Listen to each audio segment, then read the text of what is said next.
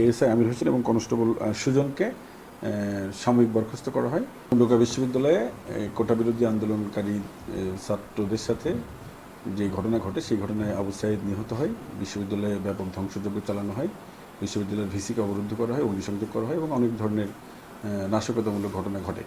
এই পুরো বিষয়টি অনুসন্ধান করার জন্য আমরা আমাদের অতিরিক্ত কমিশনার জনাব সাইফুজ্জামান ফারুকী তাকে সদস্য করে প্রধান করে আমরা 4 সদস্য বিশিষ্ট কমিটি করি। তো আমরা এই ঘটনার পরপরই তাৎক্ষণিকভাবেই 17/7 তারিখে এএসআই আমির হোসেনকে পুলিশ লাইনে ক্লোজ করি এবং 28/7 তারিখে কনস্টেবল সুজন তাজহাট থানা তাকে পুলিশ লাইনে সংযুক্ত করা হয়। এরপরে আমাদের যে গঠিত কমিটি তাদের 1 সপ্তাহ সময় দেওয়া হয়েছিল, কিন্তু কমিটি 1 সপ্তাহের মধ্যে পূর্ণাঙ্গ প্রতিবেদন দিতে না পারলেও তারা 1 তারিখে একটি অন্তর্বর্তীকালীন প্রতিবেদন দেয় এবং সেই প্রতিবেদনে দেখা যায় যে এই যে 2 জন পুলিশ সদস্য এএসআই আমির হোসেন এবং কনস্টেবল সুজন তাদের ওই ঘটনাস্থলে তারা দায়িত্বরত ছিল, তাদের আচরণ অপেশাদার ছিল, শৃঙ্খলা বহির্ভূত ছিল, কর্তব্য কর্মে অবহেলা ছিল, ঊর্ধ্বতন কর্তৃপক্ষের আদেশের বাইরে গিয়ে কাজ তাদের এই প্রাথমিকভাবে এই তথ্য তাদের কাছে প্রতিমান হওয়ার পরে তারা একটা অন্তর্বর্তীকালীন প্রতিবেদন দেয় এবং সেই প্রতিবেদনের ভিত্তিতে বিগত 1 তারিখে 1 আগস্ট এএসআই আমির হোসেন এবং কনস্টেবল সুজনকে সাময়িক বরখাস্ত করা হয়। পূর্ণাঙ্গ প্রতিবেদন প্রাপ্তি সাপেক্ষে আমাদের আইন ও বিধির আলোকে পরবর্তী ব্যবস্থা গ্রহণ করা হবে। এবং একই সাথে আমি আপনাদেরকে একটু স্মরণ করিয়ে দিতে চাই যে এই ঘটনার পর থেকে আমরা ক্রমাগত গণমাধ্যমকে এবং রংপুরের সর্বস্তরের সাধারণ মানুষকে বলে এসেছি যে বাংলাদেশ পুলিশ স্বচ্ছতা এবং জবাবদিহিতা সংস্কৃতিতে বিশ্বাস করে এবং বাংলাদেশ পুলিশ কোনো ব্যক্তির দায় কোনো বাহিনী নেয় না। যদি আমাদের তদন্তে অনুসন্ধানে যার বিরুদ্ধে যতটুকু আসবে ততটুকু আমরা ব্যবস্থা নিব। আমরা আপনাদের মাধ্যমে আন্দোলনকারী ছাত্র এবং অন্যান্য সকলকে এইটুকু জানাতে চাই অত্যন্ত বিনয়ের সাথে যে আপনারা আপনাদের পুলিশের উপর আস্থা রাখুন। আমরা এই ঘটনার সুষ্ঠু তদন্ত করে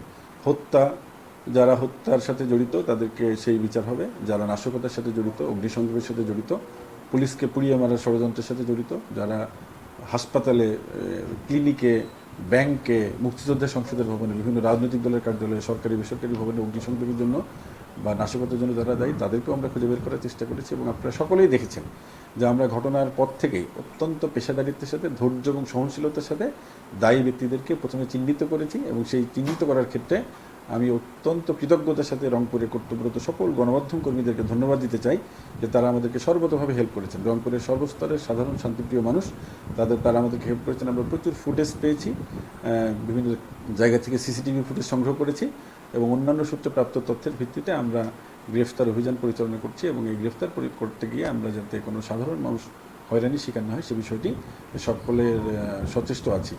এরপরেও যদি কখনো কারো মনে হয় যে কোনো ব্যক্তি ভুলক্রমে অন্যের দেওয়া মিথ্যা বা অসত্য তথ্যের কারণে বা অন্য কোনো কারণে গ্রেফতার হয়ে থাকেন এবং তিনি বা তার আত্মীয়স্বজন যদি মনে করেন যে তিনি এই ঘটনার সাথে জড়িত না, তাদের যদি যথেষ্ট এলিবাই থাকে, যথেষ্ট যুক্তিসঙ্গত কারণ থাকে, সে বিষয়টি স্বচ্ছতার সাথে, জবাবদিহিতার সাথে, পেশাদারিত্বের সাথে মোকাবেলা করার জন্য আমরা প্রস্তুত। আমরা অবশ্যই একটি সুষ্ঠু এবং সঠিক তদন্তের নিশ্চয়তা দিচ্ছি আপনাদের সকলকে ধন্যবাদ। আচ্ছা, আপনি একটি বিষয় বলি, আপনি যেমনটি বললেন